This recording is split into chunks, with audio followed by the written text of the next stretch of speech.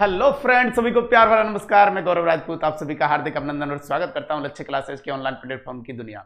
मेरे भाइयों, जैसा कि कल अपन ने थ्योरेटिकल क्लास शुरू की थी, आज उसी क्रम को लगातार बढ़ाते हुए दूसरी क्लास अपन के सामने आ चुकी है। और जो भी बच्चे जल्दी से जुड़े नहीं है मेरे भाइयों, जल्दी से सेशन से जुड़ जाइए, क्योंकि आपके लिए इस क्लास के अंतर्गत कुछ महत्वपूर्ण जानकारियां प्राप्त होने वाली हैं। जैसे कल कुछ क्लास के अंतर्गत इंपॉर्टेंट पॉइंटों पे बात हुई थी, इसी प्रकार इस क्लास के अंतर्गत भी इंपॉर्टेंट पॉइंटों पे बात होगी।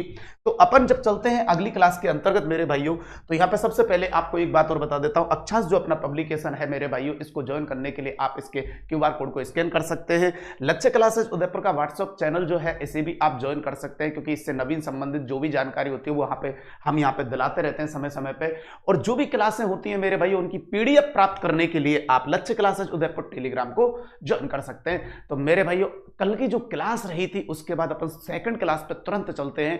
कोई नो बकवास, कोई मैटर नहीं मेरे भाइयों। अपन का सबसे महत्वपूर्ण लक्ष्य है कि आपको एक अच्छा कंटेंट के साथ आपको पढ़ाया जाए, अच्छा कंटेंट आपको उपलब्ध करवाया जाए। तो कल की क्लास में अपन ने देखा था राजस्थान की अक्षांशीय स्थिति अपनी कंप्लीट हो चुकी थी, लेकिन उसी अक्षांशीय स्थिति के अंतर्गत मैं आगे बढ़ता हूं। और मेरे भाइयों, अक्षांशीय स्थिति के अंतर्गत जब राजस्थान की अपन ने अक्षांशीय स्थिति देखी थी इस जगह से बेटा, जी सर, जब अपन ने राजस्थान की अक्षांशीय स्थिति को देखा था मेरे भाइयों, तो याद होगा आपको, यहां अपन 23 डिग्री 3 मिनट से स्टार्ट हुए थे और 30 डिग्री 12 मिनट तक गए थे। बिल्कुल गए थे सर, दोबारा से बताता हूं, ध्यान दीजिएगा सही तरीके से।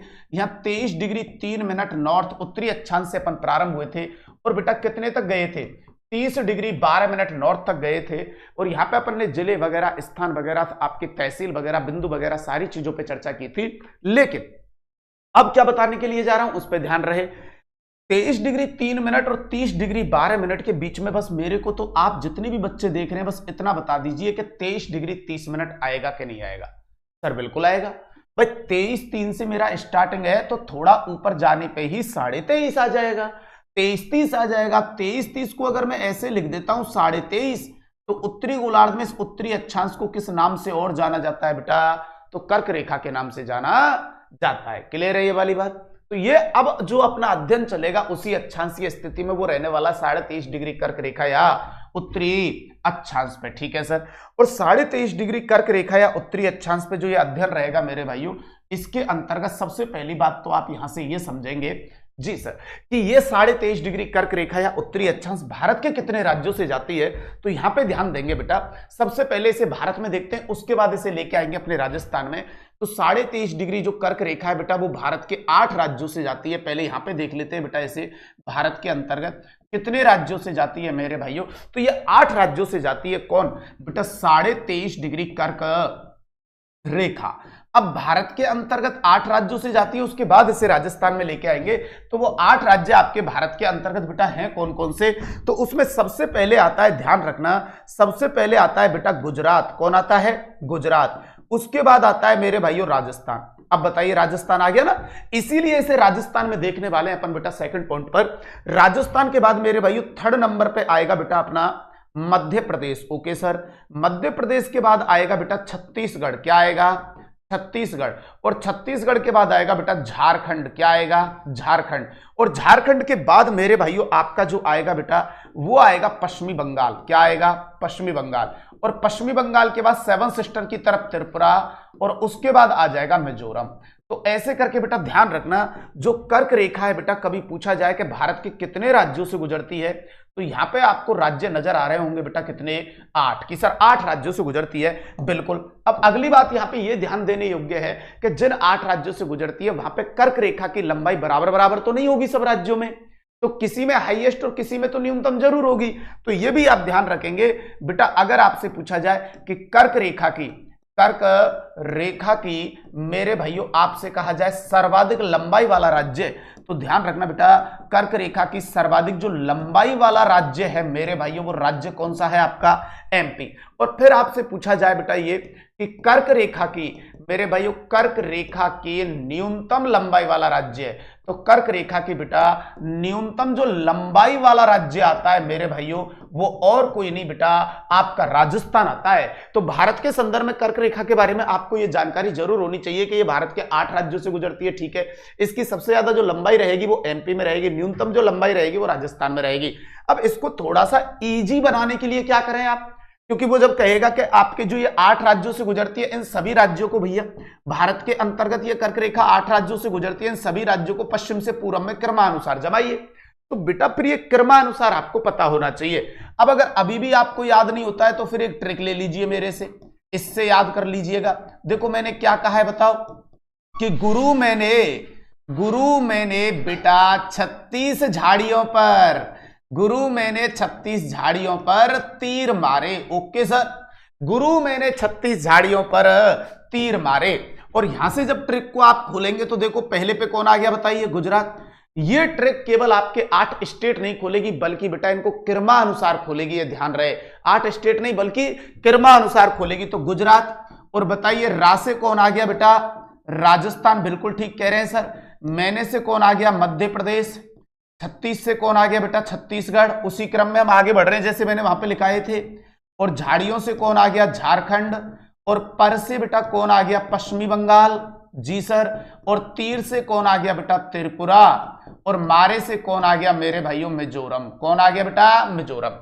तो अगर आप ऐसे याद करते हो मैपिंग के अकॉर्डिंग तो भी ठीक है, वैसे याद नहीं होते ऐसे याद करते हो तो भी ठीक है। कुल मिला के बात यह है कि 8 राज्य आपको क्रमानुसार याद होने चाहिए। अब अगली बात मेरे भाइयों, इस कर्क रेखा को अपन राजस्थान में लेके आते हैं। जी सर, बिल्कुल लेके आइए। और जब राजस्थान के अंतर्गत इस कर्क रेखा को लेके आते हैं तो बेटा राजस्थान के अंतर्गत ये यहां से गुजरती है। जी सर।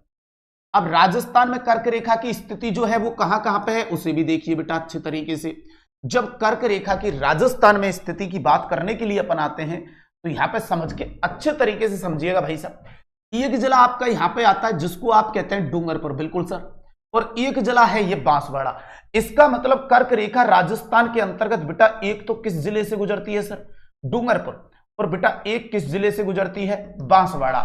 इसका मतलब डूंगरपुर और बांसवाड़ा। अब डूंगरपुर के भी भाई साहब आप देख रहे होंगे किस भाग से जाती है, तो गौर करके देखिए बेटा, डूंगरपुर के भी बिल्कुल दक्षिणी भाग से जाती है, बिल्कुल सही कह रहे हैं सर। और बांसवाड़ा के किस भाग से जाती है, तो यह भी ध्यान रखिएगा, मध्य भाग। और इनका भी क्रम अगर आपसे पूछ ले कि आपके राजस्थान के कर्क रेखा 2 जिलों से गुजरती है, उसमें सही क्रम क्या है, पश्चिम से पूर्व के अंतर्गत।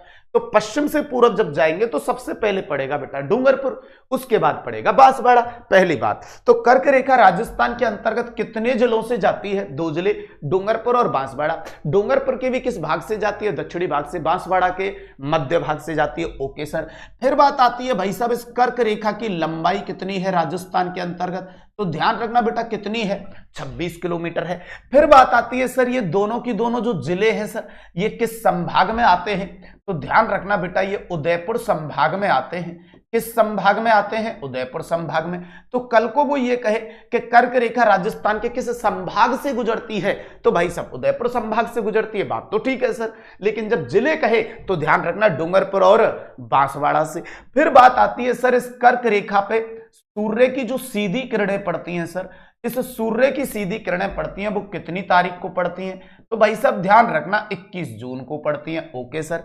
अगली बात इसी 21 जून से और ध्यान रखेंगे भाई साहब। जी सर, 21 जून बेटा 2015 से प्रथम बार मेरे भाइयों क्या मनाए जाने लगा बेटा, तो आप ध्यान रखेंगे सर अंतरराष्ट्रीय योग दिवस। तो 21 जून 2015 से क्या मनाए जाने लगा, अंतरराष्ट्रीय योग दिवस। इस अंतरराष्ट्रीय योग दिवस की बेटा 2025 में थीम क्या थी, इस अंतरराष्ट्रीय योग दिवस की 2025 में थीम क्या थी, तो वन अर्थ वन हेल्थ। इसका मतलब बेटा एक पृथ्वी और एक स्वास्थ्य, एक पृथ्वी एक स्वास्थ्य मेरे भाइयों इसकी क्या थी, हेल्थ थी। दूसरी बात मेरे भाइयों जब 21 जून को राजस्थान के अंतर्गत सूर्य की सीधी किरणें पड़ेंगी तो राजस्थान के अंतर्गत जो सूर्य का प्रकाश है बताइए वो आप कम प्राप्त होगा या ज्यादा, तो आप कहेंगे सर ज्यादा प्राप्त होगा।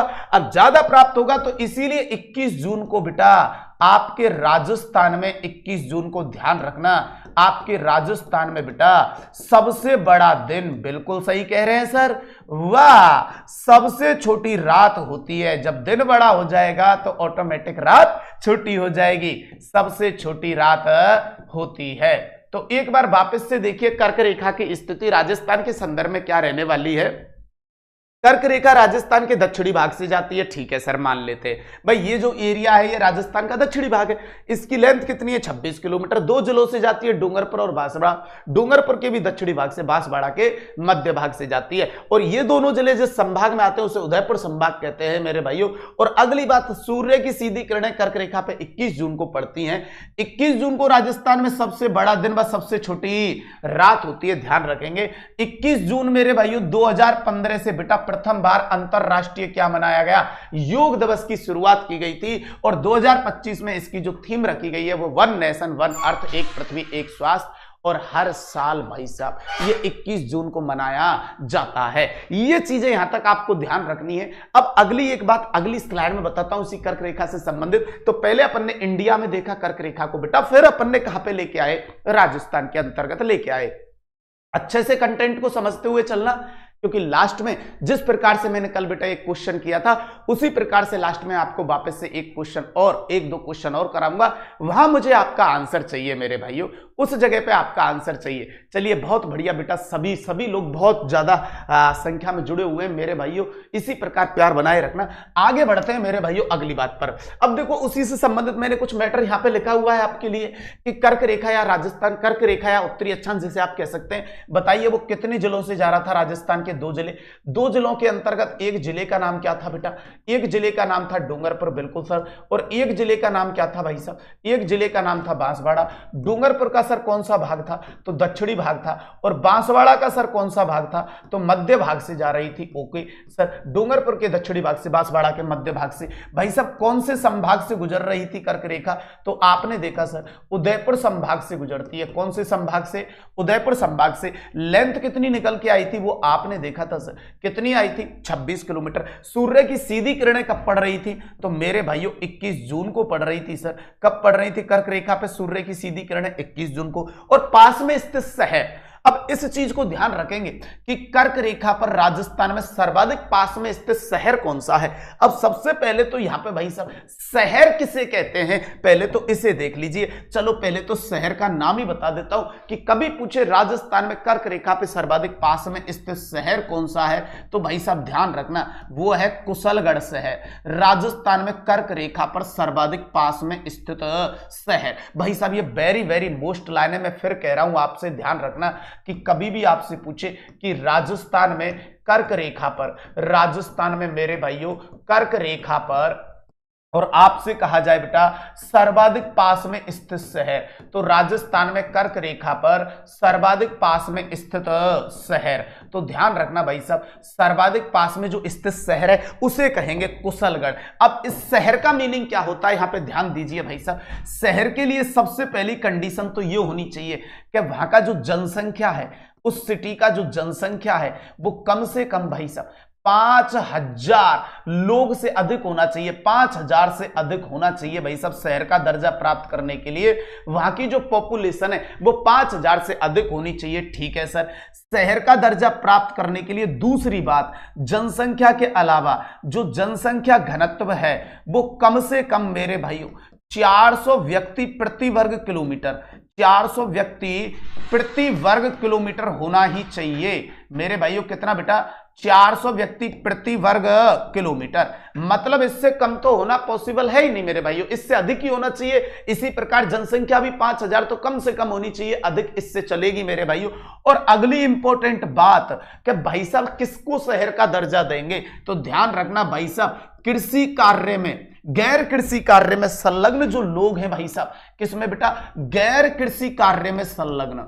तो गैर कृषि कार्य में संलग्न, तो भाई साहब ये भी ध्यान देंगे बेटा, गैर कृषि कार्य में संलग्न लोगों का प्रतिशत, तो गैर कृषि कार्य में संलग्न लोगों का प्रतिशत कम से कम मेरे भाइयों 75% होना चाहिए। मतलब कि सिटी को मतलब सिटी का जो दर्जा है वो किसको दिया जाता है, ये तीन चीजें हर एक स्टूडेंट को पता होना चाहिए बेटा। सिटी किसे कहते हैं, उसमें फर्स्ट बात जनसंख्या कम से कम 5000 से अधिक होनी चाहिए, और कम से कम 5000 हो तो भी दे देंगे अपन, लेकिन 5000 से कम हुई तो नहीं देंगे। दूसरी बात जनसंख्या घनत्व कम से कम 400 होना चाहिए, अधिक चलेगा कोई दिक्कत नहीं है। इसी प्रकार गैर कृषि कार्य, कृषि से संबंधित कार्य नहीं करने चाहिए, मतलब कृषि से संबंधित जो कार्य करने वाले लोग हैं उनका जो परसेंटेज है मेरे भाइयों, वो आपका ग्रामीण क्षेत्र के अंतर्गत अगर 75% से अधिक आ रहा है कृषि कार्य करने वाले तो वो ग्रामीण में रखा जाता है, और 75% से अगर आप लोग ऐसे हैं जो गैर कृषि कार्य मतलब कृषि में संलग्न नहीं है उससे अधिक हैं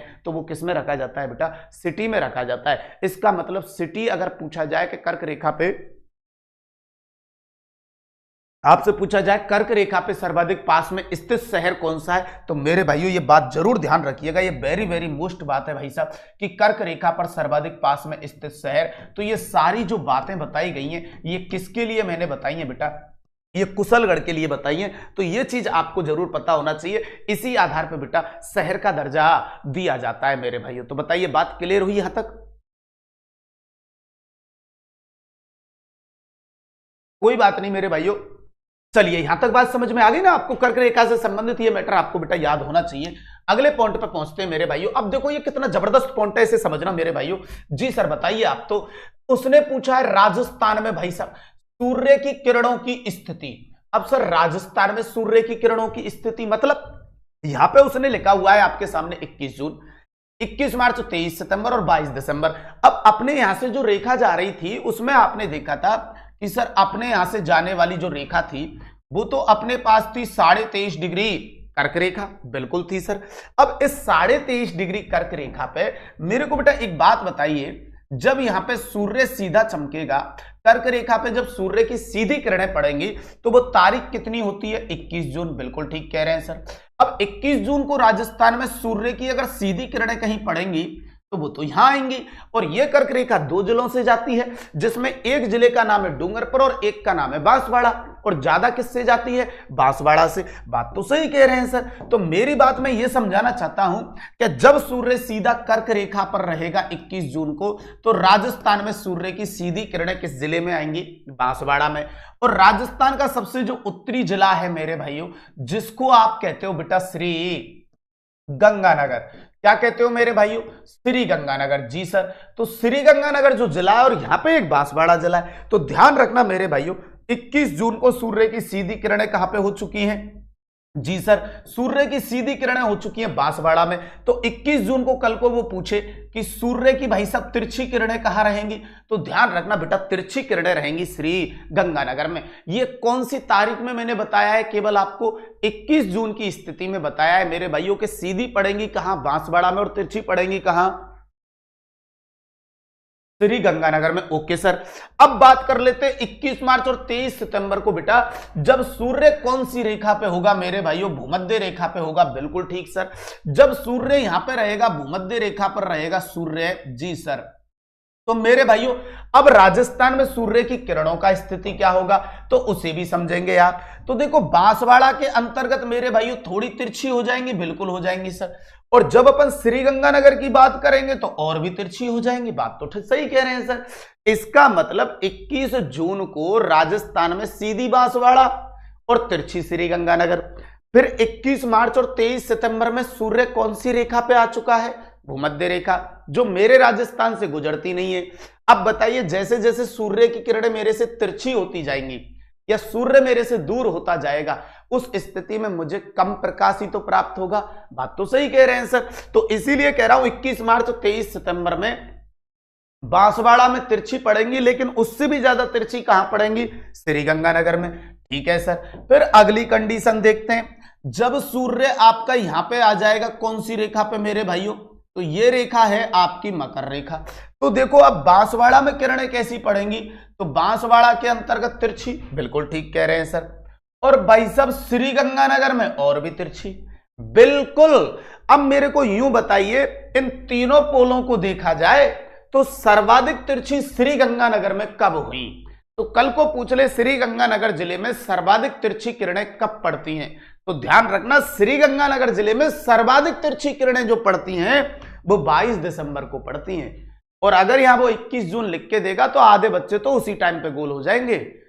21 जून से अगर क्वेश्चन कर रहा है, तारीख से क्वेश्चन कर रहा है कि 21 जून को किस जिले में राजस्थान के सूर्य की सीधी किरणें पड़ती हैं, तो देखो 21 जून में आप अपने आप को यहां स्थापित करेंगे, ठीक है सर। तो सीधी पड़ेंगी बांसवाड़ा में और तिरछी पड़ेंगी श्री गंगानगर में। फिर आप 22 दिसंबर की लोकेशन देखिए, तो 22 दिसंबर जब वो पूछेगा तो यहां बैठना पड़ेगा आपको, और यहां बैठोगे तो बताइए बांसवाड़ा में तिरछी और श्री गंगानगर में और भी तिरछी। तो इसका मतलब सीधा सीधा ये रहा कि श्री गंगानगर में सर्वाधिक तिरछी किरणें सूर्य की कब हुई? 22 दिसंबर। और बांसवाड़ा में भी सर्वाधिक तिरछी किरणें कब हुई? 22 दिसंबर। तो बांसवाड़ा में सबसे सीधी कब हुई? 21 जून। और 21 जून को श्रीगंगानगर में कैसी पड़ती हैं? तो तिरछी पड़ती हैं। लेकिन श्रीगंगानगर में हाईएस्ट तिरछी कब पड़ती है? तो वो 22 दिसंबर। बोलो बात समझ में आई कि नहीं आई? क्लियर है ना ये वाली बात? अब देखिए यहां से कैसे समझाता हूं। हमारे पास दो डेटें आई हैं भाई साहब। एक हमारे पास तारीख है 21 जून, जब राजस्थान में सूर्य की सीधी पड़ती है, और एक हमारे पास तारीख है 22 दिसंबर। अब मेरे को एक बात बस इतना क्लियर कर दीजिए, आप ज्यादा मत कीजिए, बस इतना सा बता दीजिए, थोड़ा सा दिमाग लगा के बेटा, कि 21 जून को जब सूर्य की सीधी किरणें राजस्थान में पड़ेंगी तो जो अपन को उजाला या प्रकाश है वो ज्यादा प्राप्त होगा। बात तो सही कह रहे हैं सर। इसीलिए 21 जून को राजस्थान में दिन बड़ा और रात छोटी होती है। लेकिन जब 22 दिसंबर की स्थिति होगी तो सूर्य हमसे काफी दूर जा चुका होगा, और दूर जा चुका होगा तो उतना उजाला प्राप्त नहीं होगा जितना होना चाहिए।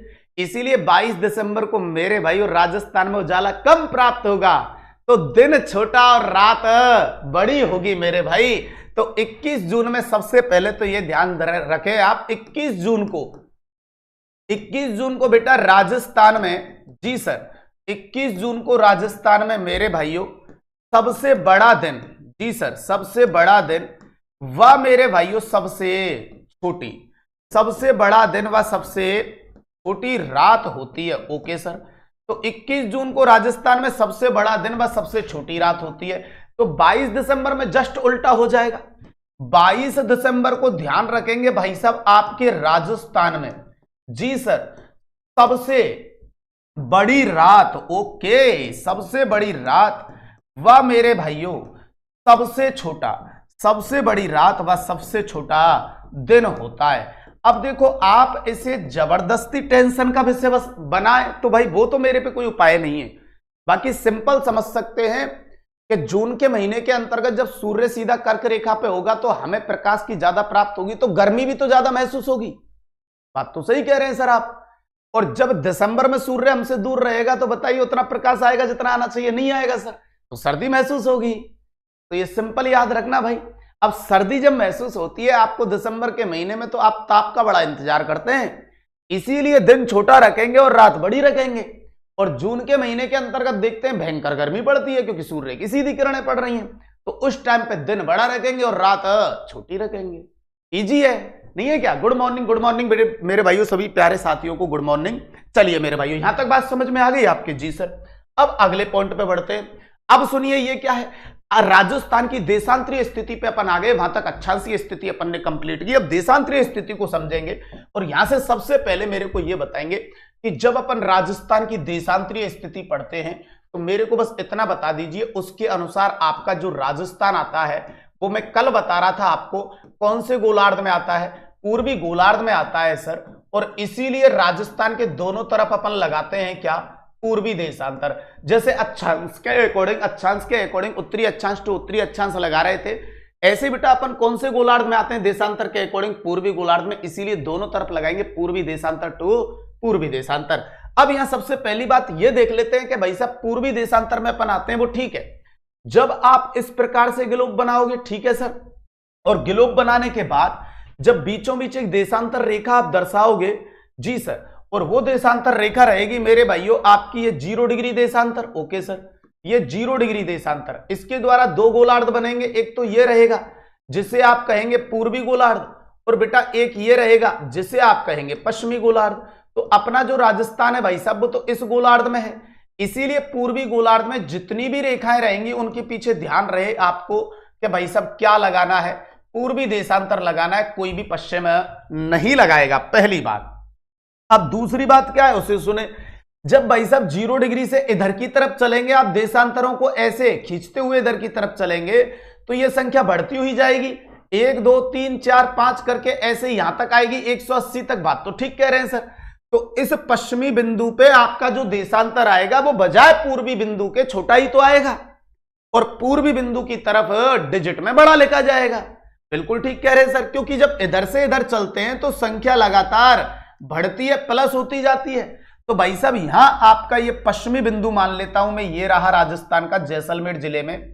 यहां से आपका कोई देशांतर ऐसे गुजरेगा, ठीक है, देखेंगे उसे।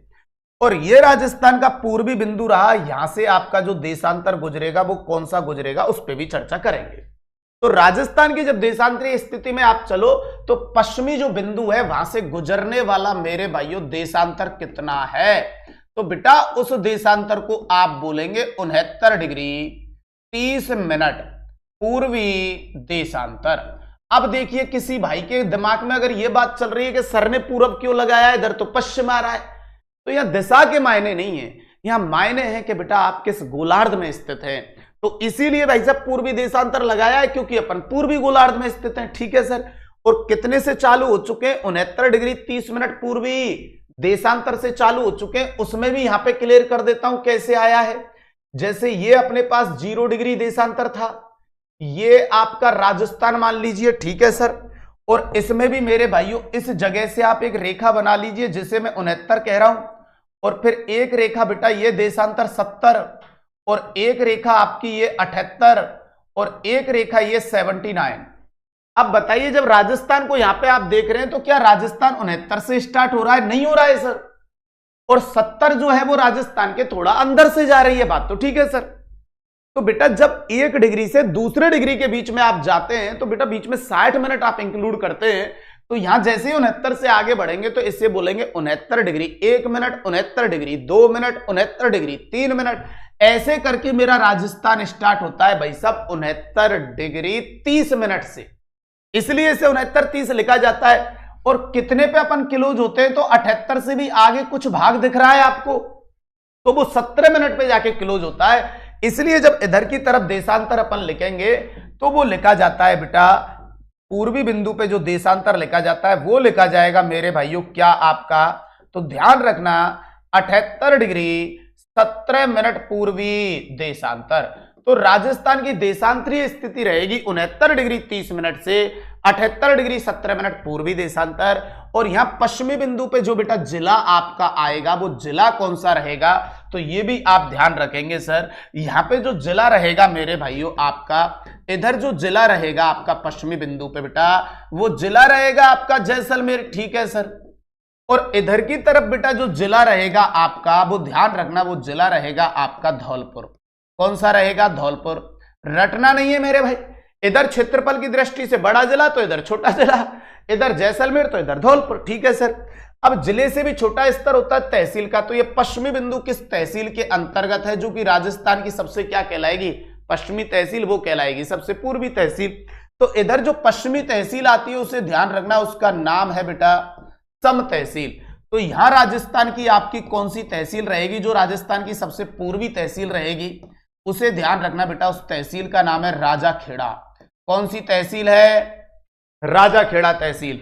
फिर बात आती है मेरे भाइयों इधर आपका ये बिंदु किसी ना किसी गांव में होगा और वो राजस्थान का सबसे पश्चिमी गांव होगा, और इस गांव का नाम है बेटा जिसे आप कहेंगे कटरा गांव, ठीक है सर। इधर जो आपका राजस्थान रहेगा, इधर आपका जो पूर्वी बिंदु रहेगा ये सबसे राजस्थान के पूर्वी गांव में रहेगा, और भाई साहब उस पूर्वी गांव का नाम है, ध्यान रखना बेटा, सिलाना। क्या है? सिलाना गांव है। इसका मतलब राजस्थान की देशांतरीय स्थिति हुई बेटा 69 डिग्री 30 मिनट पूर्वी देशांतर से 78 डिग्री 17 मिनट पूर्वी देशांतर, जैसलमेर से धौलपुर, सम तहसील से राजाखेड़ा तहसील। गांव में याद करा देता हूं, आप बेफिक्र रहिए मेरे भाइयों। जी सर, इधर की तरफ जब चलते हैं भाई साहब तो एक बाउंड्री आपकी आती है जिसे आप रेड क्लिफ रेखा कहते हैं, बिल्कुल कहते हैं सर। और ये रेड क्लिफ जो रेखा है वो पाकिस्तान के साथ लगती है।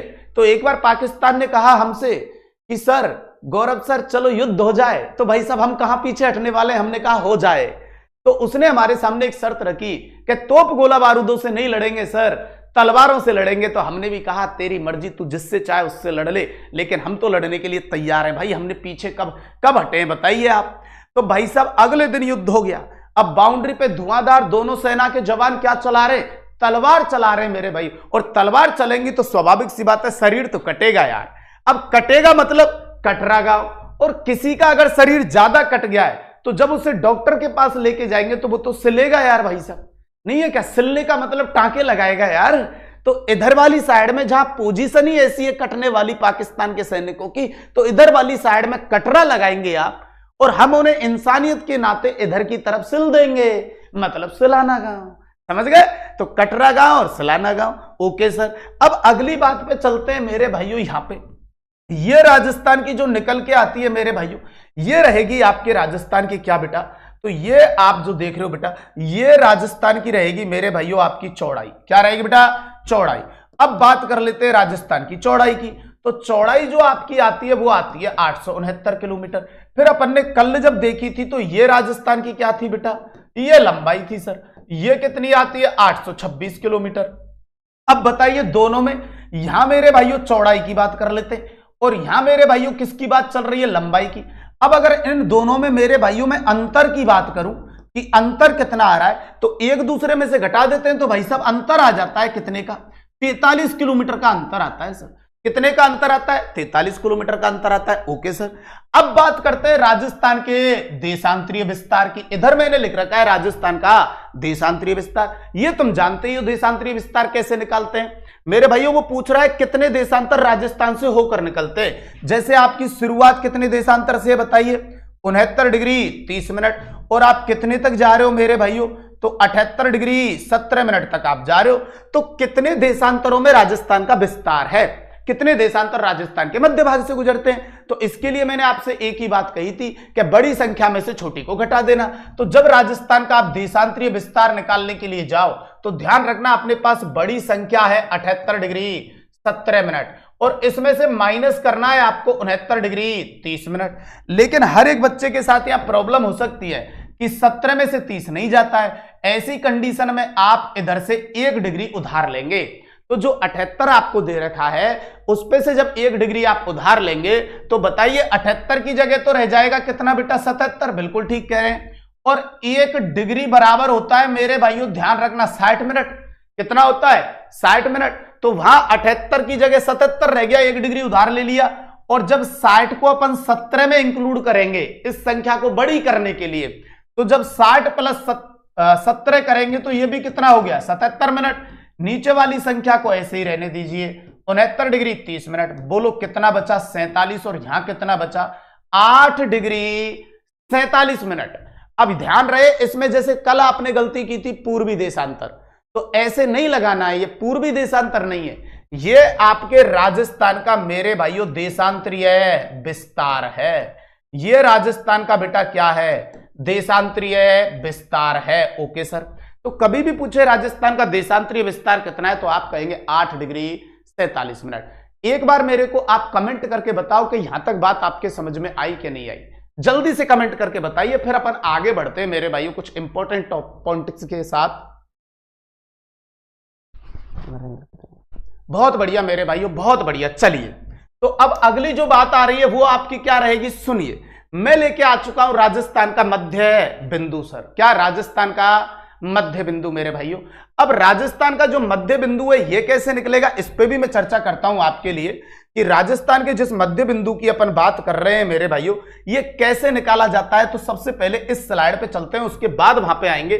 सुनिए, जब राजस्थान के मध्य बिंदु को टारगेट किया जाता है तो उसमें सबसे पहली बात तो यहां से एक बात ये सुनिए बेटा। जी सर बताइए आप। तो जब आप राजस्थान बनाते हो इस प्रकार से, जी सर, और राजस्थान में कभी भी आपसे पूछा जाए, कभी भी पूछा जाए कि राजस्थान के मध्य भाग से गुजरने वाला देशांतर कौन सा है, तो बेटा ऐसे करके राजस्थान के मध्य भाग से गुजरने वाला जो देशांतर है वो आता है आपका 74 डिग्री पूर्वी देशांतर। चलो ठीक है सर। और फिर आपसे यह कहा जाए कि राजस्थान के मध्य भाग से गुजरने वाला अक्षांश कौन सा है, कि राजस्थान के मध्य भाग से गुजरने वाला अक्षांश कौन सा है, तो भाई साहब वो आता है 26 डिग्री 30 मिनट, या पूर्ण रूप में लिखेंगे तो 27 डिग्री उत्तरी अक्षांश। अब बताइए, ये तो आपका राजस्थान के मध्य भाग से गुजरने वाले मैंने देशांतर और क्या ले लिए बेटा? अक्षांश। तो कभी भी आपको यह कहा जाए कि राजस्थान के मध्य भाग से गुजरने वाला देशांतर, तो 74 डिग्री पूर्वी देशांतर, और राजस्थान के मध्य भाग से जाने वाला अक्षांश तो आप कहेंगे क्या 27 डिग्री उत्तरी अक्षांश। अब बताइए दोनों जिस जगह एक दूसरे को काटेंगे वही तो राजस्थान का सेंटर पॉइंट होगा। बात तो सही कह रहे हैं सर। अरे भाई ये बात सही है। अब अपन को यह पता होना चाहिए कि 74 डिग्री जो पूर्वी देशांतर है जो राजस्थान के आपके मध्य भाग से गुजरता है मेरे भाई, और राजस्थान को दो भागों में बांटता है, ये कौन सा भाग बन जाता है? पश्चिमी, और ये बन जाता है पूर्वी। और ये जो अक्षांश है ये राजस्थान को दो भागों में बांटता है, उत्तरी व दक्षिणी। तो ये कहीं ना कहीं एक दूसरे को तो काटेंगे, और जहां काटेंगे वही राजस्थान का सेंटर पॉइंट होगा। तो देखो इस चित्र में चलते हैं अपन, आइए और 1 मिनट में देखते हैं मामला होने वाला क्या है।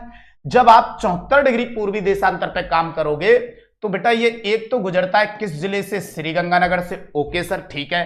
फिर बेटा सेकंड जिला आता है यहां पे आपका, जहां से ये जाता है वो बीकानेर। Okay sir. फिर एक जिला आता है जिसे कहते हैं नागौर। फिर एक जिला है जिसे आप कहेंगे ब्यावर। Okay sir. फिर एक जिला आता है पाली। फिर ये जिस जिले से गुजरता है उस जिले का नाम है बेटा राजसमंद। फिर ये जिस जिले से जाता है उसे कहते हैं उदयपुर।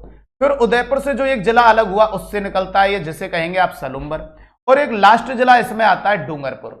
इसका मतलब आपका 74 डिग्री पूर्वी देशांतर जो राजस्थान के मध्य भाग से गुजरता है बेटा, वो कौन कौन से जिले से गुजरता है? जितने भी बच्चे देख रहे हैं ये जरूर याद रखना, ये अच्छा पॉइंट है। तो 1 2 3 4 5 6 7 8 और 9 जिलों से गुजरता है मेरे भाइयों आपका 74 डिग्री पूर्वी देशांतर। अब बात कर लेते हैं मेरे भाइयों अगली। जी सर बिल्कुल कीजिए कि आपका जो 27 डिग्री या 26 डिग्री 30 मिनट या 27 डिग्री जो उत्तरी अक्षांश है ये कितने जिलों से जाता है? तो यहां पे एक जिला रहेगा आपके लिए जिसे आप कहेंगे जैसलमेर। ओके सर, एक जैसलमेर से जाता है। फिर एक जिला रहेगा फलौदी। ठीक है सर। अब उसके बाद देखो आप किसको पा रहे हो बेटा? नागौर को पा रहे हो। तो सेंटर पॉइंट भैया कौन रहेगा? नागौर ही तो रहेगा, नहीं है क्या बेटा? बिल्कुल सर। अब नागौर के बाद मेरे भाइयों फिर आ जाता है यहाँ पे एक जिला जिसे आप कहेंगे डीडवाना कुचामन। ठीक है सर। उसके बाद आगे चलेंगे तो फिर जयपुर आ जाता है। उसके बाद आगे चलेंगे तो दौसा आ जाता है, और उसके बाद आगे चलेंगे तो भरतपुर आ जाता है। तो राजस्थान के मध्य भाग से गुजरने वाला जो अक्षांश रहेगा वो 27 डिग्री उत्तरी अक्षांश रहेगा, जिसमें जैसलमेर, फलौदी, नागौर, डीडवाना कुचामन, जयपुर, दौसा और भरतपुर। अब बस इतना बता दीजिए इन दोनों अक्षांश और देशांतर में मेरे भाइयों, अक्षांश और देशांतर में जो अपन ने टारगेट किया वो भाई साहब दोनों में कॉमन कौन आया? नागौर। और नागौर कॉमन आया तो इसीलिए भाई साहब राजस्थान का, इसीलिए ध्यान रहे राजस्थान का जो मध्य बिंदु देखने को मिलता है भाई साहब वो राजस्थान का मध्य बिंदु। अब कल को तुमसे ये पूछे किस जिले में मिलता है तो आप सभी कहेंगे मेरे भाइयों क्या? कि सर नागौर जिले में मिलता है। अब इससे संबंधित देखो मैंने ये आपका डाटा यहां पे लिख रखा। जब मैं पूछूं आपसे कि राजस्थान का जो मध्य बिंदु है वो किस जिले में है तो आपको एक ही बात बतानी है सर कि नागौर जिले में है। मैं पूछूं किस तहसील में है तो आपको एक ही बात बतानी है सर मेड़ता तहसील में है। नागौर में भी ये सेंटर पॉइंट कहां है तो बेटा मेड़ता तहसील में है। और फिर पूछे ये सेंटर पॉइंट कौन से मध्य गांव में आता है, उसका नाम क्या है? तो गांव जो आता है वो दो प्रकार से याद रखना है। जी सर, मतलब एक तो धरातलीय सर्वे के अनुसार, धरातलीय सर्वे के अनुसार। जी सर, तो जब धरातलीय सर्वे करते हैं तो वो सेंटर पॉइंट कुछ अलग आता है। और बेटा एक ध्यान रखना है आपको सैटेलाइट सर्वे के अनुसार, सैटेलाइट सर्वे के अनुसार। तो जब राजस्थान का सेंटर पॉइंट ढूंढने के लिए जाते हैं तो यहां पे एक बात ध्यान रहे कि धरातलीय सर्वे के अनुसार अलग सेंटर पॉइंट आता है और सैटेलाइट सर्वे के अनुसार अलग आता है। दोनों एक साथ आ गए तो आप ऑथेंटिक किसको मानेंगे उस पर भी अपन चर्चा करेंगे। तो धरातलीय सर्वे के अनुसार जो आपका स्थान आता है उसका नाम है बेटा लामपोलाई। ये सही जो नाम है वो लामपोलाई है, ना कि लापोलाई है, ये ध्यान रहे। और सैटेलाइट सर्वे के अनुसार जो स्थान आता है उसे आप कहेंगे गगराना। अब बेटा दोनों अगर एक साथ आ जाते हैं तो ध्यान रखना राइट करेंगे आप किसको? गगराना को, क्योंकि धरातलीय सर्वे से ज्यादा ऑथेंटिक सर्वे माने जाते हैं आपके मेरे भाइयों कौन से? सैटेलाइट सर्वे वाले। ये ध्यान रहे आपको। बोलो यहां तक बात समझ में आई सर? बहुत बढ़िया मेरे भाइयों, बहुत बढ़िया, आप बहुत अच्छे से मेरे को सुन रहे हो, ये बहुत अच्छी बात है। अब चलते हैं सर अगला। तो ये अपन सेंटर पॉइंट कैसे निकाले ये आपको पता चल चुका, वेरी गुड सर। अब अगली बात क्या? देखो विद्यार्थियों के लिए लक्ष्य क्लासेज लेके आया एक सौगात। सभी कोर्स जो हैं और विद नोट सहित मेरे भाइयों, वीएसटीसी, पीटीटी वाला, इसके अलावा हाई कोर्ट वाला, हाई कोर्ट चतुर्थ श्रेणी वाला मेरे भाइयों, ये मात्र हमने कर रखे हैं गणतंत्र दिवस के उपलक्ष्य पे। जो ये अब ऑफर आपका चल रहा है वो मात्र आप परचेज कर सकते हैं 1299 रुपए के अंतर्गत और अपनी तैयारी को सुदृढ़ बनाए रख सकते हैं। जिस भी चीज की आप तैयारी कर रहे हैं मेरे भाइयों, तो यहाँ पे जो कोर्स दे रखे हैं वो मात्र आपके गणतंत्र दिवस पे, ये ऑफर जो अपन ने निकाला था वो मात्र आपको मिलेंगे कितने में बेटा, 1299 रुपए में। तो घर बैठे भी बहुत सारे विद्यार्थी जो नहीं इतनी ज्यादा ऑफलाइन की फीस एफोर्ड कर सकते हैं, वो घर पे मेरे भाइयों आराम से अपनी पढ़ाई को सुचारू रूप से रख सकते हैं नाम मात्र की फीस में। तो लक्ष्य परिवार आपके लिए इतनी अच्छी पहल पूरे राजस्थान में कर रहा है कि और कोई भी आपका कोचिंग सेंटर इतना अच्छा पहल नहीं कर पा रहा है, और वो भी क्वालिटी के साथ ये चीजें मेंटेन कर रहा है, तो वो बहुत अच्छी बात है स्टूडेंट के लिए। अब देखिए बेटा, अगली बात मैं क्या कहने जा रहा हूं, जितने भी विद्यार्थी हैं वो बहुत अच्छे से इस जगह पे समझें आप मेरे भाइयों, कि राजस्थान में सूर्योदय व सूर्यास्त की स्थिति समझाने के लिए जा रहा हूं, और वो भी कौन से राजस्थान के अकॉर्डिंग समझाने के लिए जा रहा हूं, प्राचीन राजस्थान। प्राचीन राजस्थान का मीनिंग मेरा उससे है जब राजस्थान में 33 जिले हुआ करते थे। बहुत अच्छे से समझना भाई साहब इस बात को, अगर इसे समझ गए ना तो बहुत अच्छा एक पॉइंट पाओगे बेटा। जब भी अपन कहते हैं कि सूर्योदय हुआ, तो सूर्योदय जब अपन बताते हैं तो हमेशा कौन सी दिशा को अपन फिक्स करते हैं, पूरब को। और जब मेरे भाइयों अपन क्या बताते हैं, सूर्यास्त, तो सूर्यास्त के लिए टारगेट करते हैं अपन कौन सी दिशा को, पश्चिम को। बिल्कुल ठीक कह रहे हैं सर।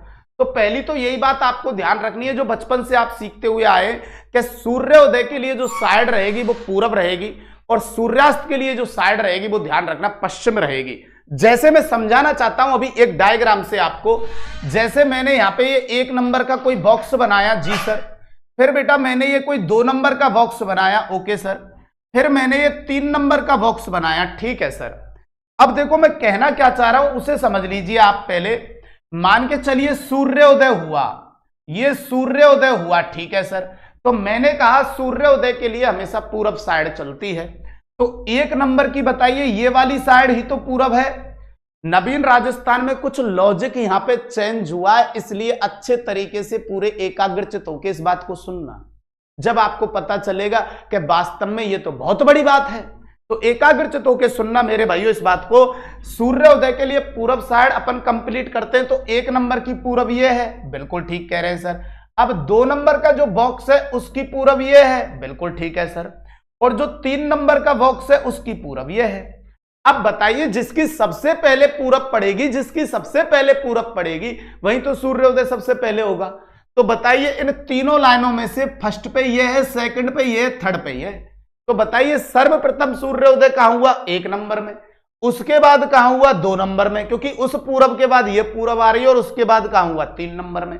अब तीनों में कंपेयर करके मैं पूछूं कि तीनों नंबरों में से सबसे पहले सूर्योदय कहां हुआ, तो 1 नंबर में, और सबसे अंत में सूर्योदय कहां हुआ, तो आप कहेंगे 3 नंबर में, क्योंकि 3 नंबर की सबसे लास्ट में पूरब है, और 1 नंबर में पहले क्यों हुआ, क्योंकि इसकी सबसे पहले पूरब है। बोलो बात समझ में आ गई। अब सूर्यास्त के लिए भी इसी प्रकार ध्यान रखना, सूर्यास्त के लिए दिशा चलती है बेटा हमेशा पश्चिम। क्या चलती है, पश्चिम। बचपन से तुम सीखते हुए आ रहे हो, सूर्योदय के लिए पूरब, सूर्यास्त के लिए पश्चिम, बिल्कुल ठीक कह रहे हैं सर।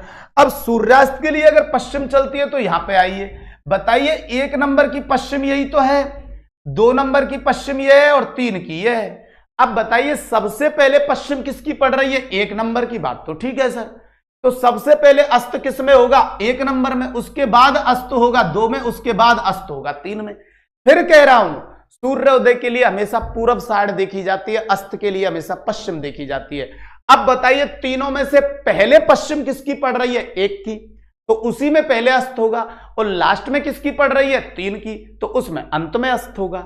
बोलो बात सीधी सीधी सी सिंपल है, क्लियर है। अब इसी चीज को अगर यहां मैपिंग पे अपन फॉलो करते हैं तो क्या देखते हैं, आइए भाई सब 1 मिनट में देख लेते हैं। टेंशन लेने का विषय है ही नहीं, तुम बनाओ तो वो अलग बात है।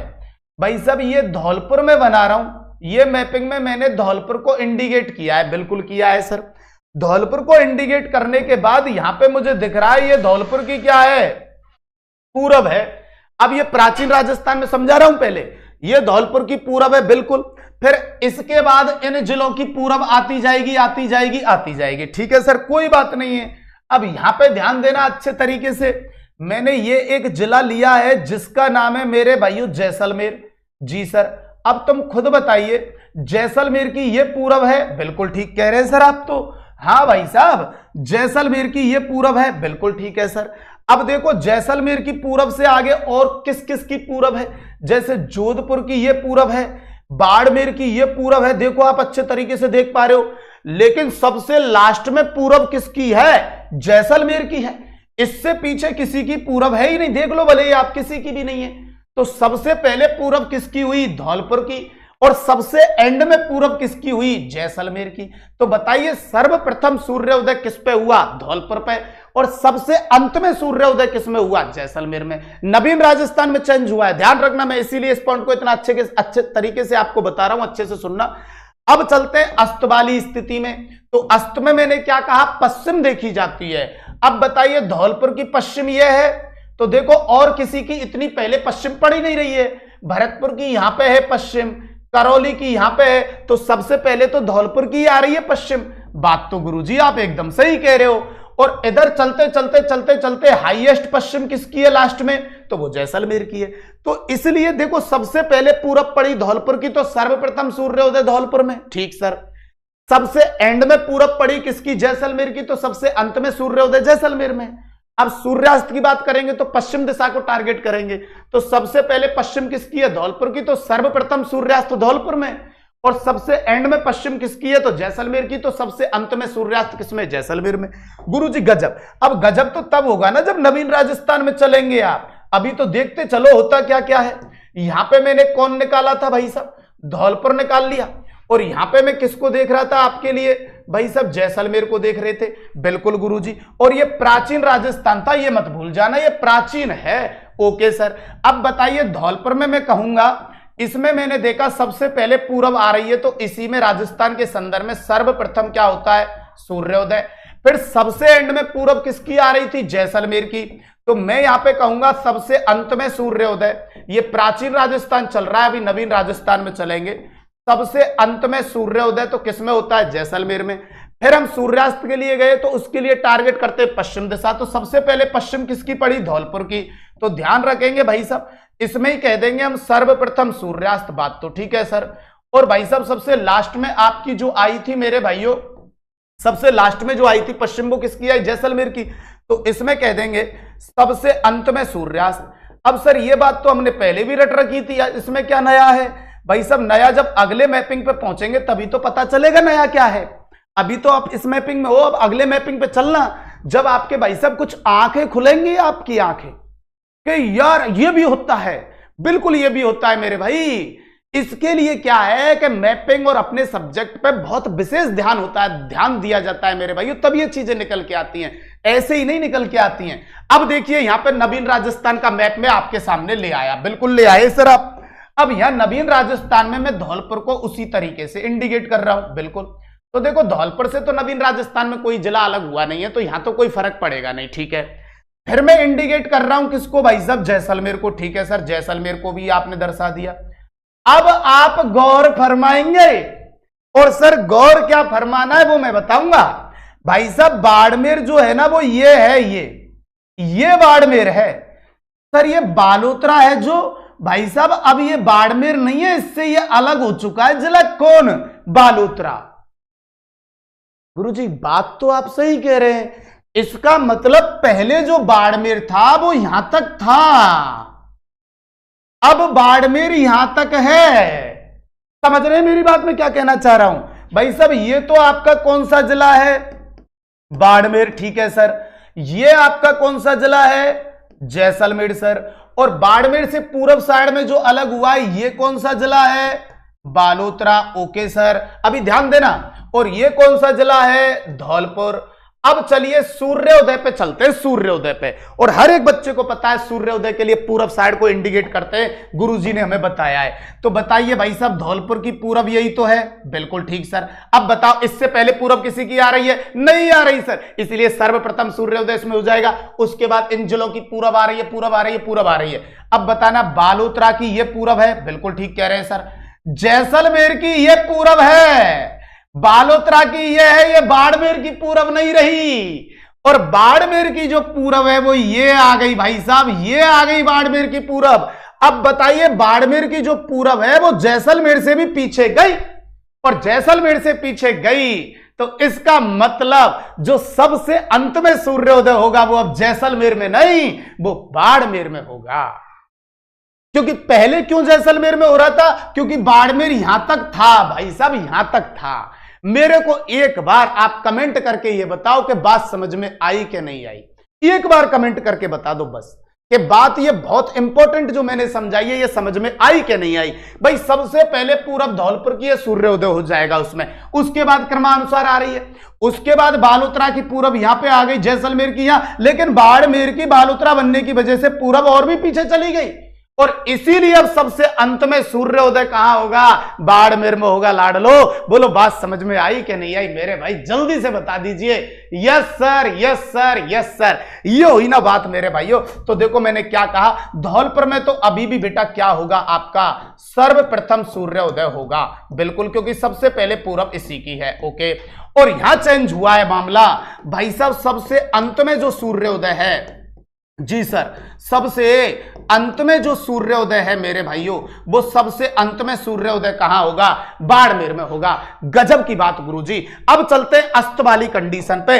अस्त वाली हर बच्चा जानता है, अस्त के लिए पश्चिम को टारगेट करना होता है। धौलपुर की पश्चिम ये, और बालोतरा की पश्चिम ये, बिल्कुल ठीक कह रहे हैं सर, और बाड़मेर की पश्चिम ये, और जैसलमेर की पश्चिम ये।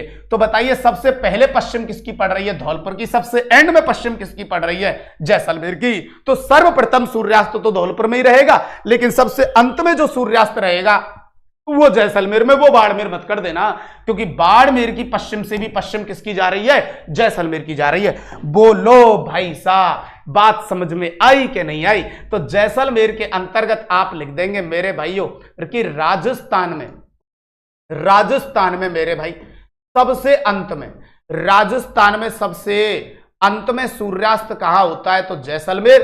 और यहां पे ध्यान रखेंगे भाई साहब, धौलपुर के अंतर्गत सर्वप्रथम सूर्योदय और सर्वप्रथम ही क्या रहेगा? सूर्यास्त रहेगा। तो बच्चों एक बात बताइए, ये कितनी बारीक की चीज थी जो मैंने आपको बताई है। सर पूरा भूगोल बारीकी से पढ़ाना, इसके बाद कहीं भी पढ़ना ना पड़े, आप बेफिक्र रहिए। लक्ष्य क्लासेस पे आप भरोसा कीजिए, ये आपका छोटा भाई या बड़ा भाई आप जो भी मानते हो, गौरव आपके साथ खड़ा है। आप बेफिक्र रहिए बेटा, 1% भी टेंशन मत लीजिए। पहले बस इतना बता दीजिए कि यहां तक बात समझ में आई कि नहीं आई मेरे भाइयों। और ये गजब का एक पॉइंट था मेरे भाइयों, सर ये क्लास रोज होती है क्या? बेटा ये डेली होती है क्लास, कल से ही तो स्टार्ट हुई है। अपने नोट्स बना लीजिए, अपना अलग से एक रजिस्टर अच्छा सा बनाइए, और मेरे भाइयों अच्छे अच्छे पेन रखिए। ये क्लास आपके लिए बहुत अच्छी रामबाण साबित होने वाली है मेरे भाई, तो इस क्लास को डेली आप देखना ना भूलें। अब चलते हैं नेक्स्ट पेज के अंतर्गत। तो नेक्स्ट पेज पे क्या है वहां देखते हैं। राजस्थान के पूर्वी व पश्चिमी बिंदु में भाई साहब पूछ रहे हैं हमसे समय का अंतराल। तो सबसे पहली बात तो यहां पे 1 2 3 ये ध्यान रखेंगे, जब समय की बात होती है तो समय निकाला जाता है देशांतर रेखाओं से। भाई साहब आपकी देशांतर रेखाओं से मेरे भाइयों समय की क्या की जाती है बेटा? गणना की जाती है। देशांतर रेखाओं से समय की क्या की जाती है? गणना की जाती है मेरे भाइयों। एक तो ये बात ध्यान रखेंगे, और दूसरी एक नॉर्मल बात ये ध्यान रखेंगे बेटा कि एक देशांतर से, जी सर, एक देशांतर से, और बेटा जब सूर्य का प्रकाश एक देशांतर से दूसरे देशांतर तक मेरे भाइयों सूर्य के प्रकाश को, जी सर, और सूर्य के प्रकाश को बेटा पहुंचने में लगने वाला समय, सूर्य के प्रकाश को पहुंचने में लगने वाला समय, जी सर, वो आप सबको पता है बेटा कितना मिनट होता है? 4 मिनट होता है। कितना मिनट होता है? 4 मिनट होता है। ओके सर, तो देखो समय की गणना हमेशा ध्यान रखना कौन सी रेखाओं से की जाती है बेटा? देशांतर रेखाओं से की जाती है। और पृथ्वी पर टोटल होते हैं 360 देशांतर। तो जैसे ही सूर्य के सामने कोई देशांतर आता है तो अगले देशांतर पर जब सूर्य का प्रकाश पहुंचेगा तो उसे बेटा कितना मिनट लगता है? 4 मिनट लगता है। कितना मिनट लगता है मेरे भाइयों? 4 मिनट। चलिए सर, अब यहां पे देखते हैं मेरे भाइयों, सबसे पहली बात यहां दिया हुआ है पूर्वी और पश्चिमी बिंदु के, इसमें समय का अंतराल कितना है? तो बेटा आपको पहले तो देशांतर पता होना चाहिए। बिल्कुल ठीक कह रहे हैं सर।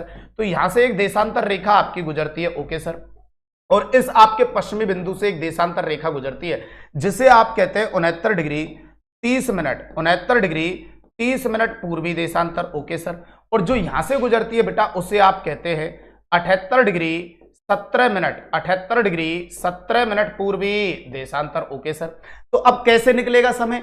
ये चीज आपको आती है कि एक देशांतर से दूसरे तक जाने में कितना समय लगता है, 4 मिनट का लगता है। तो सबसे पहले क्या करना है हमें कि यहाँ राजस्थान में से बेटा ये जितने भी देशांतर गुजरते हैं, इस प्रकार से राजस्थान में जितने भी देशांतर गुजरते हैं, मैं यहाँ बना ही लेता हूं। जैसे भाई साहब इस प्रकार से राजस्थान में जितने भी देशांतर गुजरते हैं। जी सर, अब एक बात बताइए, एक देशांतर से दूसरे तक 4 मिनट लग रहे हैं, तो भाई साहब कितना समय आपका लगेगा सूर्य के प्रकाश को पूर्वी बिंदु से पश्चिमी बिंदु तक पहुंचने में? तो सबसे पहले क्या करना है कि इन देशांतरों का हमें क्या निकालना है, अंतर निकालना है। ठीक सर, तो भाई साहब जो भी देशांतर हैं उनका आप क्या निकाल लेंगे, अंतर। अब इसका मतलब हुआ बड़ी संख्या में से आप छोटी को घटा लेंगे। तो अभी थोड़ी देर पहले मैंने बताया था कि 78 डिग्री 17 में से जब बेटा आप 69 डिग्री 30 को घटाओगे तो भाई साहब 17 में से 30 जाता नहीं है, इससे 1 डिग्री उधार ले लेंगे। तो 1 डिग्री उधार लिया तो वहां पे 77 रह गया। 1 डिग्री बराबर मिनट होता है 60, तो यहां पे 60 जब इंक्लूड करेंगे तो 77 मिनट हो जाएगा, माइनस 69 डिग्री 30 मिनट। तो राजस्थान में जो देशांतरीय विस्तार आ जाता है वो 8 डिग्री 47 मिनट का आता है। कितने का आता है बेटा, 8 डिग्री 47 मिनट। अब हमें यह पता चल गया कि जब सूर्योदय यहां होगा तो उसे यहां से यहां तक पहुंचने में कितना समय लगेगा, वो पूछना ये चाह रहा है हमको। बीच में कितने देशांतर क्रॉस करवाने सूर्य के प्रकाश पे, 8 डिग्री 47 मिनट। और एक देशांतर से दूसरे तक जाने में कितना मिनट लगता है, तो वो आपको पहले से ही पता है कितना लगता है, 4 मिनट। तो जो भी अंतर आया है आपका देशांतरों का, अंतर इंटू कितना कर दीजिए, 4 मिनट कर दीजिए। अंतर के नीचे अंतर ले आइए, 8 डिग्री 47 मिनट इंटू 4 मिनट। और यहां पे एक बात ध्यान रखना, अगर छात्रों से कोई गलती होगी तो वो इस जगह पे होगी, सर क्या बात यह है कि जब आप 4 मिनट का इस 47 से इंटू करो तो वो 47 कहने में मिनट आता है, लेकिन जब इंटू होगा तो ध्यान रखना वो चीज सेकंड में जाएगी, और जो डिग्री वाली है वो चीज मिनट में जाएगी। ये जरूर ध्यान रखना।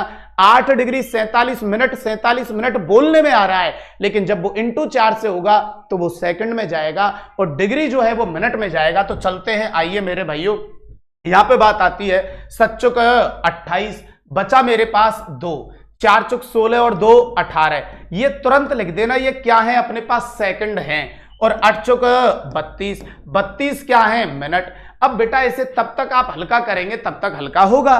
तो भाई साहब पीछे की तरफ से हल्का करेंगे तो 188 सेकंड में से 60 सेकंड में 1 मिनट, तो 120 में 2 और 180 में 3 मिनट। तो बताइए इसमें से 3 मिनट आराम से बाहर आ सकती हैं, और 3 मिनट को जब इसमें जोड़ोगे तो 35 मिनट, और कितना बचा, 8 सेकंड।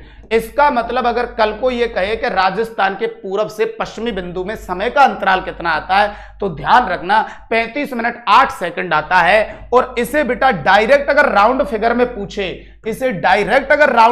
पूछे, तो हमेशा ध्यान रखना कितना बताना है, 36 बताना है। चाहे ऑप्शन में 35 मिनट ही आ रहा हो, लेकिन अगर एक सिंगल डिजिट लिखा गया है तो 36 बताना है। सर 36 क्यों बताना है, 35 क्यों नहीं बता सकते? भाई साहब 35 मिनट 8 सेकंड है वो समय, और समय हमेशा आगे ही बढ़ता है, पीछे नहीं आता है। अपने माता पिता भी कहते हैं बेटा पढ़ लो, नहीं तो ये समय निकल गया तो फिर वापस आने वाला नहीं है। तो अगर सिंगल डिजिट हो कि 34 मिनट, 35 मिनट, 36 मिनट, 37 मिनट, तो उस स्थिति में आंसर करना क्या, 36 मिनट। क्योंकि भाई साहब 8 सेकंड आगे है, और आगे है समय तो आगे बढ़ के ही बता सकते, आप पीछे नहीं ले जा सकते। अगर आप समय को पीछे ले गए तो ब्रह्मांड के आप इकलौते आदमी या इकलौते व्यक्ति इस प्रकार के होंगे जिन्होंने समय को ही पीछे कर दिया। तो समय कभी पीछे नहीं जाता है, इसलिए राउंड फिगर में बताना है बेटा कितना मिनट, 36 मिनट। एग्जिट हो तो बताना है 35 मिनट 8 सेकंड। बोलो यहां तक बात समझ में आई? बिल्कुल आई सर। तो अगली बात देखिए, आज की जो क्लास थी मेरे भाइयों, उसमें मैंने क्या क्या समझाया, उससे संबंधित लास्ट में एक क्वेश्चन लेके आया हूं, क्योंकि कल के कमेंटों में आपकी रिक्वायरमेंट थी कि सर क्वेश्चन भी उसी पैटर्न के बनाना जो वर्तमान में परीक्षा का पैटर्न चल रहा है। तो मेरे पे भरोसा कीजिए, आप लोग इतना विश्वास दिखा रहे हो, ये काबिले तारीफ है आपकी तरफ से मेरे लिए। तो भाई साहब उसमें से मैंने आज का जो समझाया मैटर, उसमें से एक क्वेश्चन आपके सामने ये रहा कि भाई साहब क्वेश्चन क्या कह रहा है वो सुनिए। असत्य कथन का चयन कीजिए। असत्य कथन का क्या करना है बेटा, चयन करना है। पहला ऑप्शन, राजस्थान का देशांतरीय जो विस्तार है वो अक्षांशीय विस्तार से कम है। पहला कथन लिखा हुआ है, राजस्थान का दक्षिणी बिंदु राजस्थान के दक्षिणतम संभाग उदयपुर में है। और ध्यान रहे कैसे कथन का चुनाव करना है, असत्य कथन का चुनाव करना है। और राजस्थान की चौड़ाई व लंबाई में अंतर 50 किलोमीटर है, मतलब आप देख लेना, आप पढ़ लेना खुद। और राजस्थान की अक्षांशीय स्थिति 23 डिग्री से 31 डिग्री उत्तरी अक्षांश के मध्य है। मेरे को जल्दी से कमेंट करके बताइए इसका आंसर क्या होगा, जल्दी से बताइए मेरे भाइयों इसका आंसर क्या होगा। सी सी सी, बहुत बढ़िया भैया दिनेश, ओके भैया, वेरी गुड, बहुत बढ़िया बहुत बढ़िया मेरे भाइयों, यही तो बस बात है और क्या है। बहुत बढ़िया भाई साहब, बहुत बढ़िया। मैंने ये नहीं पूछा आपसे 43 किलोमीटर, मैंने पूछा इसका आंसर क्या होगा। मुझे बेटा आंसर चाहिए इसका, मैं ये नहीं पूछ रहा आपसे कि क्या है, मुझे तो आंसर चाहिए बेटा इसका बस। सारे लोग कह रहे हैं सर सी सी सी, ओके, कुछ डी कह रहे हैं, वेरी गुड वेरी गुड। आइए भाई साहब, कुछ बच्चा ये ए भी कह रहे हैं, बहुत बढ़िया, लेकिन ए बताने वाले बच्चे बहुत कम हैं संख्या में, सी बताने वाले सबसे ज्यादा है। चलिए ठीक है, मैंने सुन लिया आपके सारे कमेंट। अब यहां पे देखिए, उसने कहा राजस्थान का देशांतरीय विस्तार अक्षांशीय विस्तार से कम है। तो पहले तो आप ये देख लीजिए, जब अपन ने इस प्रकार से राजस्थान बनाया था और अपन ने देशांतरीय विस्तार निकाला था, तो आपको शायद याद होगा अपन ने कुछ ऐसे लिखा था 69 डिग्री 30 मिनट से 78 डिग्री 17 मिनट। और जब ये अपन ने अंतर निकाला था तो ये अंतर आया था 8 डिग्री 47 मिनट, ठीक है सर। और फिर अपन ने जब राजस्थान अक्षांशीय विस्तार निकालने की कोशिश की थी इस प्रकार से, जी सर, उसमें आपको अगर याद हो तो मैंने यहाँ पे 23 डिग्री 3 मिनट लिखा था और 30 डिग्री 12 तक मैं गया था। तो यहाँ पे जो मेरे भाइयों अंतर आया था वो 7 डिग्री 9 मिनट का आया था। अब बताइए, आप देशांतरीय विस्तार अधिक है, देशांतरीय विस्तार अधिक है, बिल्कुल देशांतरीय विस्तार अधिक, और अक्षांशीय विस्तार उसकी तुलना में कम है। और भाई साहब ने क्या लिखा है, राजस्थान का देशांतरीय विस्तार अक्षांशीय विस्तार से कम है। तो कम तो नहीं है भाई साहब, वहां पे देखिए ना आप, कम थोड़ी है भाई साहब। वहां पे जब आप देख रहे हैं तो भाई साहब वो तो अधिक है, वो तो 8:47 आ रहा है, और ये कितना आ रहा है, 7:9 आ रहा है। तो बताइए, यहां तक तो किसी का ध्यान गया ही नहीं। अब क्या टाइप कर रहे हो बेटा, ए, वो तो पहली बात थी, जब ही टाइप करना चाहिए था। तो भाई साहब असत्य कथन ये हो गया, बिल्कुल ठीक कह रहे। अब चलते हैं अगली पॉइंट पे, राजस्थान का दक्षिणी बिंदु राजस्थान के दक्षिणतम संभाग उदयपुर में। अरे भाई, जब आप इस प्रकार से ये दक्षिणी बिंदु बना रहे थे तो भाई साहब ये आता बांसवाड़ा में, लेकिन संभाग तो उदयपुर में ही आता है ना। बात तो सही कह रहे हैं गुरुजी, चलो ये भी ठीक है। फिर बात की गई थी राजस्थान की चौड़ाई व लंबाई में अंतर 50 किलोमीटर से कम है। तो बात सही तो कही है ना, जब चौड़ाई की हम बात करते हैं तो 869 किलोमीटर आती है, लंबाई की बात करते हैं तो 826 किलोमीटर आती है, दोनों में जो अंतर आता है वो 43 किलोमीटर का है। तो भाई साहब कह तो रहा है वो चिल्ला चिल्ला के कि 50 किलोमीटर से कम है, तो कम ही तो है 43 किलोमीटर। क्या लगता है तुम लोगों को, मतलब क्या आप एक डाटा याद करके क्वेश्चन, नहीं यार ये प्रकृति नहीं रही वर्तमान परीक्षा पैटर्न की। वर्तमान परीक्षा पैटर्न के अकॉर्डिंग आपको यहां से मजबूत होना पड़ेगा बेटा, इस जगह से मजबूत होना पड़ेगा मेरे भाई। अब अगली बात, राजस्थान की अक्षांशीय स्थिति 23 डिग्री से 31 डिग्री उत्तरी अक्षांश के मध्य है। तो भाई साहब क्या गलत कह दिया उसने, जी सर बताना कैसे। अरे भाई साहब हम बताते हैं ना आपको, उसने सही कहा है। आप कुछ शब्दों का चुनाव जब तक अच्छे तरीके से नहीं करेंगे मेरे भाइयों, जब तक मामला नहीं बनेगा। जी सर, लास्ट वाली लाइन को समझाता हूं, अच्छे से सुनना। जी सर सुनाइए। भाई साहब यहां से आप शुरू होते हैं 23 डिग्री 3 मिनट नॉर्थ से, ठीक है सर, और आप यहां तक जाते हैं 30 डिग्री 12 मिनट नॉर्थ तक। अब बताइए 23 से नीचे आऊंगा तो ये 23 मिल जाएगा नॉर्थ, और नीचे जाऊंगा तो 22 नॉर्थ मिल जाएगा, इससे ऊपर जाऊंगा तो बताइए 31 डिग्री नॉर्थ मिल जाएगा, और ऊपर जाऊंगा तो 32 डिग्री नॉर्थ मिल जाएगा। अब क्वेश्चन की लैंग्वेज को अगर आप सुनते तो पता चलता, उसने कहा 23 से 31 डिग्री उत्तरी अक्षांश के मध्य है। तो बताइए ये तो 23 है और ये 31 है, इस 23 और 31 के मेरे भाइयों मध्य में ही तो है राजस्थान। कहां दिक्कत है बताइए, मध्य में ही तो है यार। उसने कौन सा कहा था कि इन अक्षांशों से स्टार्ट होता है राजस्थान, उसने कहा मध्य में है, तो मध्य में है। अब बताइए आप, बहुत सारे बच्चे इतना अच्छा समझाने के बावजूद भी आप गलत हो गए ना। तो बेटा इंपॉर्टेंट चीज है कि आप उस पॉइंट को किस तरीके से समझ रहे हैं। मायने ये नहीं रखता है बेटा, बहुत सारे बच्चे जब मैं पढ़ाता हूं तब कमेंट करते रहते हैं कि सर ये आगे से आगे, और वो यहां सब आपके असफल नजर आ रहे हैं बेटा।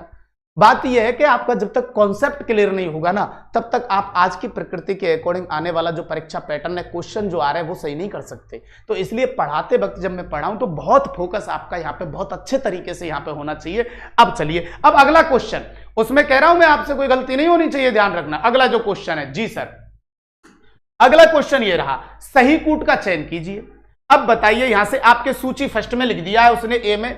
ये अगला क्वेश्चन है आपका कि सबसे अंत में सूर्योदय बाड़मेर, मध्य बिंदु नागौर में है या नहीं है, सबसे अंत में सूर्यास्त जैसलमेर में होता है क्या, सर्वप्रथम सूर्योदय धौलपुर में होता है क्या। और यहां से आपके कुछ कूट दे दिए, इनमें से सही आपको कूट का चुनाव करना है। जल्दी से मेरे को कमेंट करके बताएं। सर सबके सब मोरिया बोल गए। ऐसा कुछ नहीं है मेरे भाई, अभी अपनी शुरुआत है बेटा, आपकी भी शुरुआत है, लेकिन उस लेवल तक मैं आपको ले जाने का कार्य करूंगा। लक्ष्य क्लासेस के साथ जुड़ा हूं तो आपके लिए बहुत कुछ अच्छा होगा। और लक्ष्य क्लासेस जिस प्रकार की रणनीति ज्योग्राफी के लिए बनाई है वो आपके लिए बहुत रामबाण साबित होने वाली है। तो आप बेफिक्र रहिए, लक्ष्य क्लासेज का धन्यवाद दीजिए कि उन्होंने मुझे लाके यहाँ पे खड़ा किया। ये लक्ष्य क्लासेज का धन्यवाद आप दीजिए। आगामी समय में और भी बेहतर बहुत कुछ होने जा रहा है ज्योग्राफी के अंतर्गत, उसके लिए आप बेफिक्र रहिए। बहुत अच्छी चीजें आपके लिए लेके आऊंगा, बस अभी अपन की शुरुआत है। चलिए, सब कह रहे हैं सर ए, कुछ कह रहे हैं बी है सर, कुछ कह रहे हैं बी है। अच्छा, यहाँ पे एक बात ध्यान रहे, उसने कहा है, एक बात ये ध्यान रहे भाई सब, उसने कहा है सही कूट का चयन कीजिए। ठीक है बेटा, सही कूट का चयन कीजिए। कुछ का ए आ रहा है, कुछ का बी आ रहा है। अब देखो यार, वो ही तो बात है। चलिए मेरे भाइयों, तो ये भी मुझे बताना पड़ेगा, है ना। ओके सर, अब सुनिए, जिन बच्चों ने वहां सूर्योदय सूर्यास्त वाली कंडीशन को अच्छे से देखा होगा तो पता चल जाएगा। सबसे अंत में सूर्योदय, तो भाई साहब बाड़मेर में ही तो हो रहा है। अब यार, जब मैंने मैपिंग आपको बनाया था तो मैंने कहा था सूर्य उदय के लिए कौन सी साइड निश्चित होती है मेरे भाइयों, पूरब निश्चित होती है, बिल्कुल कहा था सर। तो बताइए, ये तो आपका कौन था, जैसलमेर था। ओके सर, और भाई साहब ये आपका कौन था, अब बाड़मेर था।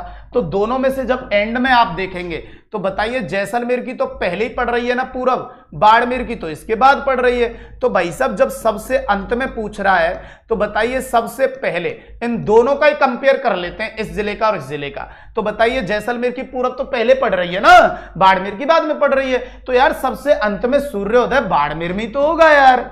बिल्कुल सर, अंत में सूर्योदय कहाँ होगा, बाड़मेर के अंतर्गत। जब मैंने नवीन राजस्थान में ये बात समझाई थी, कितने अच्छे से समझाई है, वहां से देखना चाहिए था। तो बात तो सही है। फिर मध्य बिंदु अपना नागौर में आता है, ये भी बात सही है। सबसे अंत में सूर्यास्त, अब सूर्यास्त के लिए चलती है पश्चिम साइड। कौन सी चलती है मेरे भाइयों, पश्चिम।